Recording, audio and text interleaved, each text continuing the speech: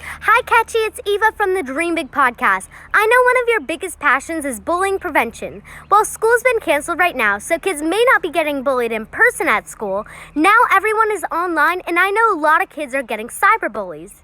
While 99% of the people on social media acknowledge how beautiful you are, there are always those few bad apples that say terrible things about your burns. And I always admire how you don't let those cyberbullies tear you down and continue to spread your talent and love with the world. Can you share your feelings on cyberbullying and how you react when people say mean things to you? We love you, Kechi, and have been your biggest fan since Simon gave you that golden buzzer. Keep on singing and sharing your unique gift with the world. Hey Eva, hi to all your listeners. Thank you so much for having me once again on the Dream Big podcast. Happy to be here. So yes, cyberbullying. This is something that I feel very strongly about for sure. Something that I try to advocate very heavily against on my social media platforms. Especially today where everyone's pretty much at home, kids and adults, and all our communication is mainly online now. So I think it's something that needs to be addressed given today's, COVID-19 climate. I feel like what's important with cyberbullying is how we choose to respond to it. So your question was, how do I respond to cyberbullying when people try to bully me about my scars and my burns, and what's my take on it? So cyberbullies are pretty much attention seekers. These are people who thrive off the response and the reaction that they hope to get from you with their comments, right? And I think it's important that we understand that we shouldn't feel bad about wanting to respond to such negative comments, okay? We are all human, and it's a natural human instinct and desire to want to be liked by everyone. So when we see negative things about ourselves, we immediately want to challenge that, and we want to engage a person who comes at us in a negative way. So that's a natural response. Don't feel bad about wanting to be liked, okay? It's only through experience and growing and maturing that you come to understand that the only opinions and the only feelings about you that matter are the ones from people who like you and love you for who you really are, who love your authentic self. We only learn that as we grow older and we understand some things about how life is, so don't feel bad about wanting to be liked or wanting to respond to a bully. But the question is, if I am bullied about my scars or my burns, what do I do? I think there's two levels to this. First of all, how do you literally deal with that negative comment that's on your page? How do you literally deal with that? So first thing that I do, 99% of the time, I don't even respond at all. I don't even acknowledge that it exists. I don't acknowledge the comment. I don't say anything. Like I said, they're attention seekers. They just want to get a rise out of you most of the time. So don't give them that satisfaction. Don't even acknowledge the comment, pretty much. That's my go-to first response to such things. And a lot of times, negative comments are buried under a sea of positive comments. It's only natural that we tend to zero in on the one negative comment out of 1,000 positive comments. It's just a natural thing that human beings do, unfortunately. But I try to fight that urge to focus on that by focusing on all the positive things that people are saying instead. So I don't respond, okay? Now, second thing that I may do is that I may delete the comment. This is my social media page. This is me. This is my page. It's my Instagram. It's my Snapchat. It's my Twitter. It's my Facebook. Whatever platform you're on, that is your profile. So you have complete control over the content that you put out on your profile. I don't have to tolerate negative comments on my page if I don't want to. So I might just decide to delete the comment. I have the power to do that. So why not exercise that power?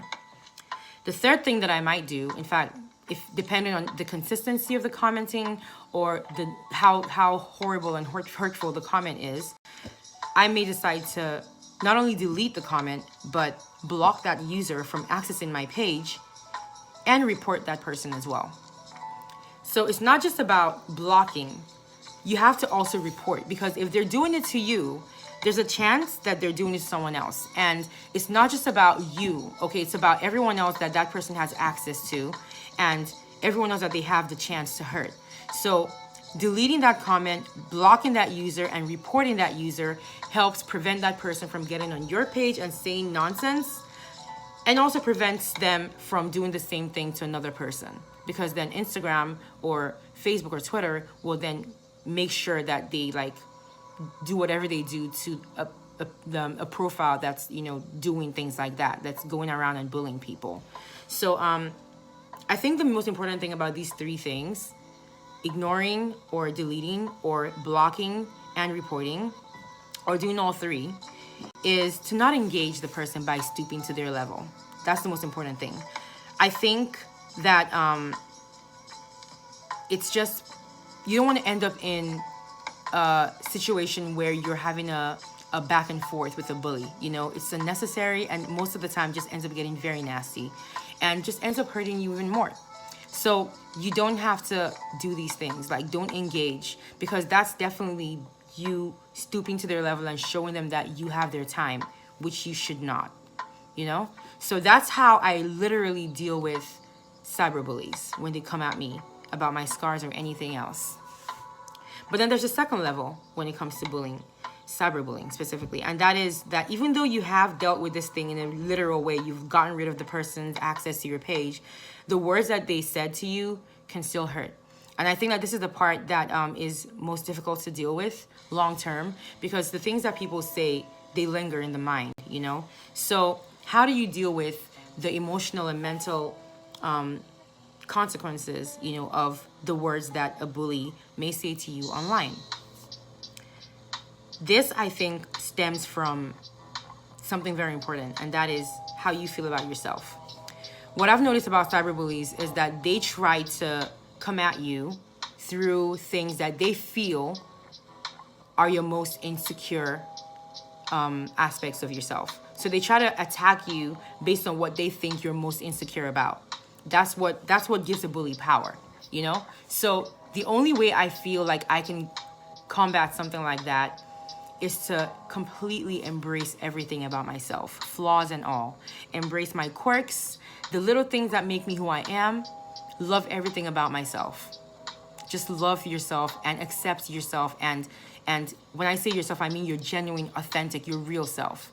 You know, I feel like the more you have love for yourself, the more self-love you have, the more you embrace your uniqueness, I feel like the less power bullies have over you. So basically, embrace everything about yourself and you take away a bully's power. Because then that thing that they feel like they can bully you about, that thing they feel like is something negative about you, you've embraced it as part of you. You've embraced it as that thing that makes you unique. There's some things about Kechi that no one else can say that they have. And so a bully can't come at me based on those things because I've embraced those things about Kechi, you know? So that's really how I feel about that, you know? Basically, just love yourself, love everything about yourself, and you take away a bully's power to bully you based on those things because now you love them, you know? So I think that's really how I deal with cyberbullying, you know? Yeah, that's pretty much what I do. Yeah, I hope that this really helps someone out there that listens to this podcast. I know this went on for really long, but yeah, I'm very passionate about it. And another thing that I may do sometimes is if I encounter a really negative and hurtful comment that someone makes, I use it as a learning experience or a learning opportunity for other people. So I take that situation and I might make a post about it addressing that situation where I try to use it as a way to help other people if they experience such things. But this is only because I have quite a few people following me and I have a platform where I have a chance to do a lot of good and spread a lot of positivity. So if someone comes at me negatively, I try to take that experience and spin it into something positive for other people's benefit, basically. So that's something you can do as well if you feel like you have people that look up to you and you want to put out a good message out there for them to see. So yeah, thank you so much, Eva. I hope this helps someone again. Thank you so much for having me on your platform once again. You guys remember, stay strong and stay safe and dream big.